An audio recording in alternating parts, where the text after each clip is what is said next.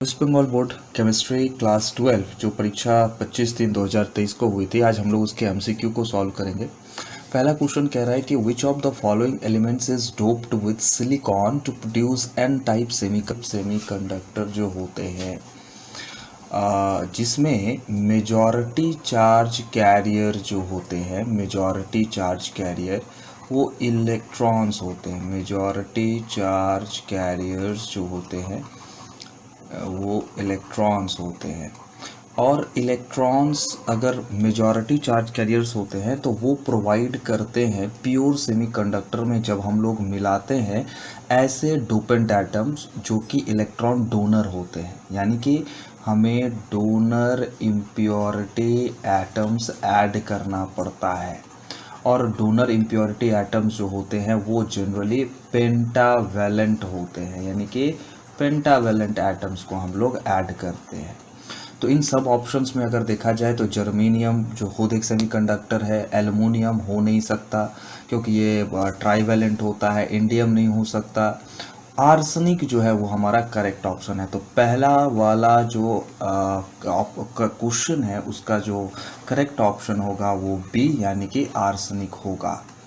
Next question जो कह रहा है, यानी MCQ number 2, amount of electricity required to deposit 1 mole of L aluminium from Al2O3 aluminium oxide is. तो generally aluminium oxide जो होते हैं ये जब डिकम्पोज होते हैं, यानी कि इसको हम लोग लिख सकते हैं कि 2Al3 plus plus of 3O2 minus, तो कैथोड पर जो है वो एल्युमिनियम का रिडक्शन होता है, एल्युमिनियम कैटायन का रिडक्शन होता है। तो जनरली बहुत सारे लोगों ने, मैंने देखा है बच्चों ने इसमें गलती की है कि वो 6 फैराड यानी ऑप्शन बी लिख करके आए हैं, क्योंकि गलत है। असल में 6 फैराड ऑफ इलेक्ट्रिसिटी की रिक्वायरमेंट होगी जब 1 मोल ऑफ Al2O3 का डिकम्पोजिशन पूछेगा, लेकिन हमें यहाँ पर 1 मोल ऑफ एल्युमिनियम को प्राप्त करना है कैथोड के ऊपर में। तो एक Al2O3 से 2 मोल एल्युमिनियम कैटायन मिलता है। तो एक एल्युमिनियम कैटायन को एल्युमिनियम बनाने के लिए 3 मोल्स ऑफ इलेक्ट्रॉन की ज़रूरत पड़ती है। 3 मोल्स ऑफ इलेक्ट्रॉन कहने का मतलब 3 फैराडे ऑफ इलेक्ट्रिसिटी, क्योंकि 1 Faraday of electricity is the amount of charge carried by 1 mole of electron. तो 3 मोल ऑफ इलेक्ट्रॉन कितने चार्ज कैरी करेंगे? Obviously 3 Faraday of electricity. So the correct option जो होगा वो ऑप्शन सी होगा, second number question का। Next question क्या कह रहा है हमसे? नेक्स्ट क्वेश्चन कह रहा है कि which of the following is lyophobic colloid. तो सबसे पहले हम लोग देखेंगे कि कोलॉइड क्या होता है।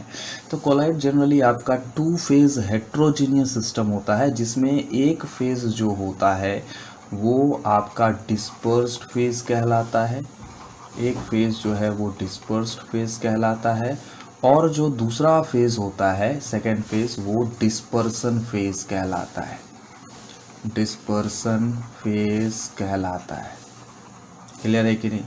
और जनरली इसकी जब कोलॉइड की क्लासिफिकेशन करने के बहुत सारे पैरामीटर्स हैं, लेकिन अगर हम इसे क्लासिफाई करें on the basis of affinity of disperse phase towards the dispersion medium, तो कोलॉइड को जो है वो 2 भागों में बांटा जाता है। एक होता है लायोफोबिक कोलॉइड, लायोफोबिक कोलॉइड, और दूसरा होता है lyophilic colloid. Generally lyophobic colloid ऐसे सिस्टम होता है जिसमें डिस्पर्स्ड फेज जो होती है उनकी डिस्पर्सन मीडियम की तरफ में बहुत ही कम या फिर लगभग ना के बराबर एफिनिटी होती है। जिलिक कोलॉइड जो होती है, लायोफिलिक कोलॉइड जो होती है, उनका डिस्पर्स्ड फेज का डिस्पर्सन मीडियम की तरफ में स्ट्रॉन्ग एफिनिटी होती है। लेकिन इस क्वेश्चन में हमसे कह रहा है कि कौन सा लायोफोबिक कोलॉइड है। तो असल में इन सारे में से ऑप्शन सी जो है, यानी कि गोल्ड सोल, ये आपका लायोफोबिक कोलॉइड होता है। अच्छा, अब सोल क्या होता है एक बार देख लीजिए, जब जिक्र हुई है तो सोल जो है असल में एक कोलॉइडल सिस्टम होता है। सोल एक कोलॉइडल सिस्टम होता है जिसमें डिस्पर्स्ड फेज जो है, डिस्पर्स्ड फेज वो सॉलिड होता है, और जो डिस्पर्सन फेज जो होता है वो लिक्विड होती है। वो लिक्विड होती है। कहने का मतलब गोल्ड सोल जो है वो यहाँ पर लायोफोबिक कोलॉइड है। तो कसन इसका जो करेक्ट ऑप्शन होगा वो आंसर सी होगा। नेक्स्ट जो है इनमें से कौन सा हैलोजन हाइड्रा एसिड्स को ग्लास बॉटल में नहीं रखा जा सकता है।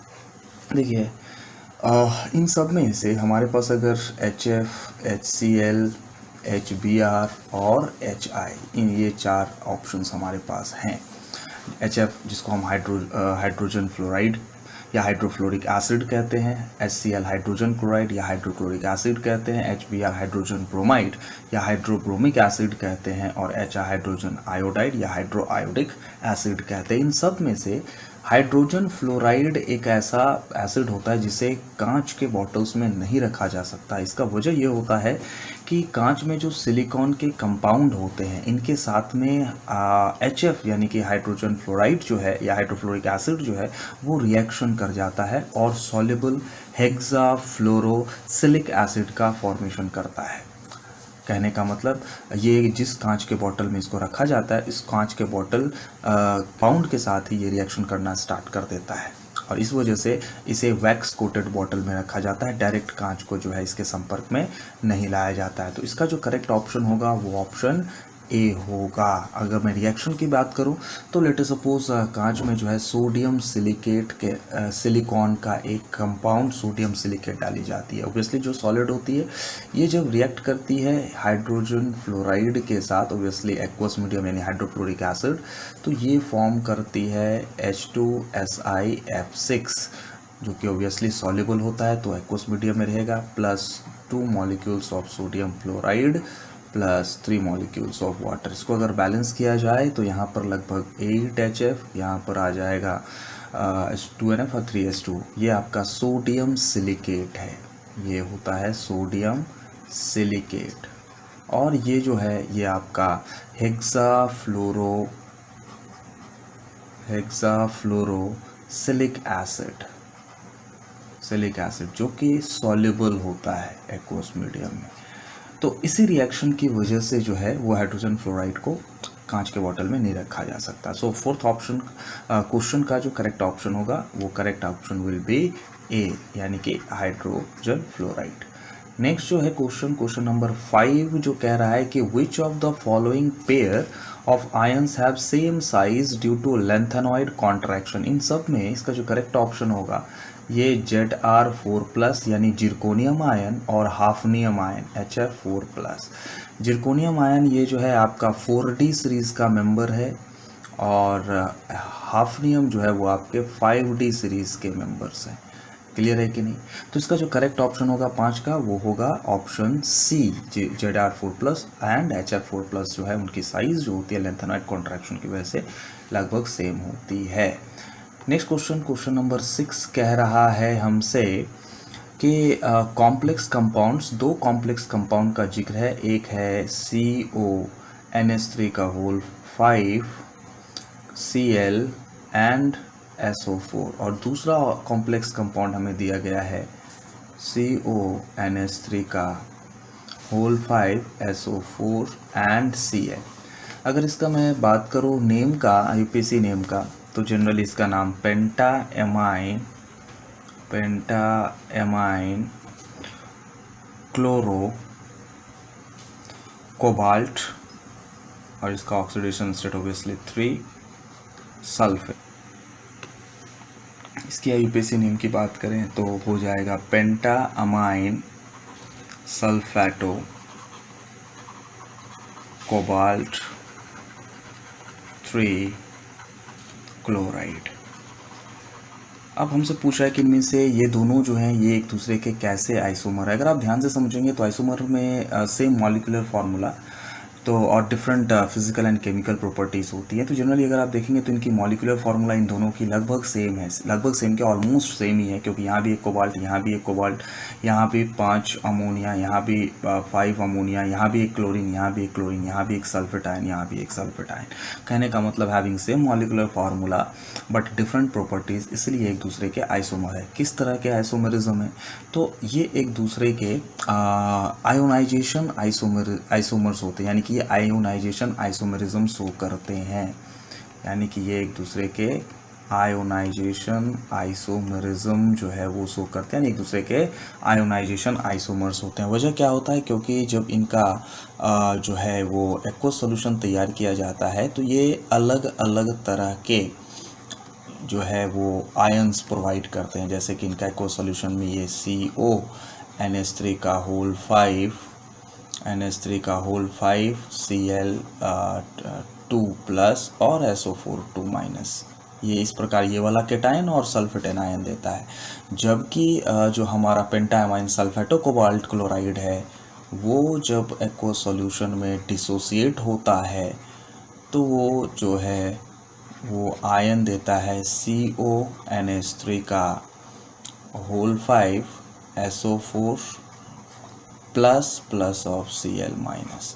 तो ये इनका डिसोसिएशन के बाद जो आयंस देने की जो नेचर होती है वो बिल्कुल ही अलग होती है। इसलिए सेम मॉलिक्यूलर फार्मूला होते हुए भी इनकी प्रॉपर्टीज़ एक दूसरे से अलग होती है, इसलिए ये एक दूसरे के आयोनाइजेशन आइसोमेरिज्म कहलाते हैं। सो 6 नंबर का जो करेक्ट ऑप्शन होगा वो ऑप्शन C होगा।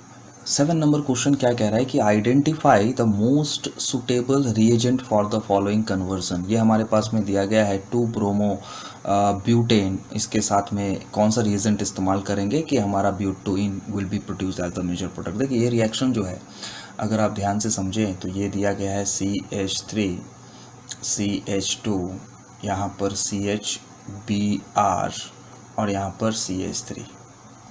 तो ये अगर जिस कार्बन से हैलोजन एटम एडेड है उसे अगर अल्फ़ा कार्बन कहते हैं तो यहाँ पर हमारे पास 2 बीटा कार्बन है।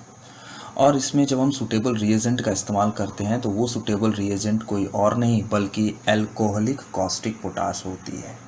एल्कोहलिक कॉस्टिक पोटाश, और साथ में थोड़ा हीट सप्लाई करना पड़ता है। तो इस रिएक्शन में होता ये है कि जो CH3 CH2 CH, इस CH2 को मैं यहाँ पर इस प्रकार से H लिखता हूँ, इस CH के साथ ये Br, और इस CH3 को मैं CH2 और ये H लिखता हूँ। ये जो है इस हाइड्रोजन के साथ ये वाला ब्रोमीन को जब हम यहाँ से रिमूव करेंगे तो ये एक प्रोडक्ट बनाएंगे। ये हो जाएगा CH3, यहाँ पर हो जाएगा CH डबल बॉन्ड CH, और ये हो जाएगा CH2। और जब अगर ये वाला हाइड्रोजन अगर इस ब्रोमीन के साथ जाएगा तो they will form a product CH3 CH2 CH double bond CH2। तो अकॉर्डिंग टू यहाँ पर जो 2 तरह के प्रोडक्ट हमको देखने को मिलते हैं, इसका नाम है ब्यूट-2-इन, और ये जो हमारा फॉर्म होता है वो है ब्यूट-1-इन। इन दोनों में अगर हम बात करें तो सेट्ज़ेफ एलिमिनेशन रूल जो है वो फॉलो करना पड़ेगा अगर हमें पता करना है which one will be produce as the major product.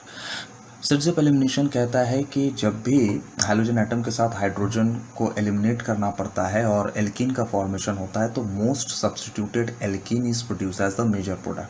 कहने का मतलब डबल बॉन्ड में इन्वॉल्व जो कार्बन है इनके पास में कम नंबर ऑफ हाइड्रोजन एटम होना चाहिए, वो मेजर प्रोडक्ट के तौर पर प्रोड्यूस होगा। तो यहाँ पर डबल बॉन्ड में इन्वॉल्व कार्बन के पास 1 हाइड्रोजन प्लस 1 2 हाइड्रोजन है, जबकि इसमें 3 हाइड्रोजन हमें डबल बॉन्ड में इन्वॉल्व कार्बन के पास दिख रहे हैं। तो this alkene is the most substituted alkene है, यानी कि ब्यूट-2-इन जो है वो प्रोड्यूस होता है एज अ मेजर प्रोडक्ट, और इसी को हम लोग सेट्ज़ेफ प्रोडक्ट कहते हैं। इनका जो उत्पादन होता है ये तकरीबन 81% के आसपास होता है, जबकि इसका 19% के आसपास होता। तो ऑब्वियसली यहाँ पर हमें मेजर प्रोडक्ट के तौर पर ब्यूट-2-इन ही दिया है, तो ऑब्वियसली रिएजेंट जो है वो होगा एल्कोहलिक कॉस्टिक पोटाश, यानी नंबर 7 का जो करेक्ट ऑप्शन होगा वो ऑप्शन C होगा। नेक्स्ट क्वेश्चन क्या कह रहा है हमसे, क्वेश्चन नंबर 7 के जो है वो क्वेश्चन नंबर 8 क्या कह रहा है हमसे कि which of the following compound does not form 2,4,6 tribromophenol when treated with bromine water. और ये हमारे पास 4 ऑप्शन दिया गया है। ऑब्वियसली सी बात है अगर आप इन सब में देखें तो ये जो पहला दिया गया है जिसको हम ऑर्थोक्रेसॉल कहते हैं, जिसको हम ऑर्थोक्रेसॉल, यहाँ पर OH और यहाँ पर CH3, तो this is called orthocresol, common name इसका है। इसके साथ में जब हम लोग ब्रोमीन वाटर ऐड करते हैं तो ये ब्रोमीन वाटर के साथ रिएक्ट करके ये हमें डाई ब्रोमो डेरिवेटिव देता है। डाई ब्रोमो डेरिवेटिव हमें प्रोवाइड करता है। तो ये डाई ब्रोमो डेरिवेटिव देता है, ट्राई ब्रोमो डेरिवेटिव नहीं देता है फिनॉल का, इसीलिए जो है इसका करेक्ट ऑप्शन होगा कि इसमें से कौन सा 2,4,6 ट्राई ब्रोमोफिनॉल नहीं देता है। तो करेक्ट ऑप्शन इज ए। तो 8 नंबर क्वेश्चन का जो करेक्ट ऑप्शन होगा वो ए होगा। 9 नंबर क्वेश्चन जो हमसे कह रहा है कि which of the following compound does not participate in Cannizzaro reaction. देखिए कन्नीजारो रिएक्शन में ऐसे कंपाउंड्स जिनके पास दैट हैव नो अल्फा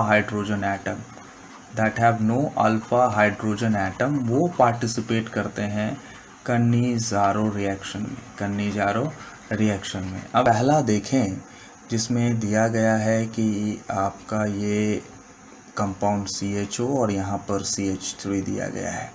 तो इस एल्डिहाइड फंक्शनल ग्रुप के बगल वाले कार्बन को हम लोग अल्फा कार्बन कहते हैं। यहाँ पर अगर आप देखेंगे इस कार्बन का यानी ये वाले कार्बन का डबल बॉन्ड यानी 2 बॉन्ड इधर, एक 3 बॉन्ड, एक 4 बॉन्ड, यानी कि इस कार्बन का चारों हाथ जो है वो बॉन्ड में इन्वॉल्व है, इसके पास कोई भी हाइड्रोजन नहीं होगा, मतलब ये कन्नीजारो रिएक्शन करेगा।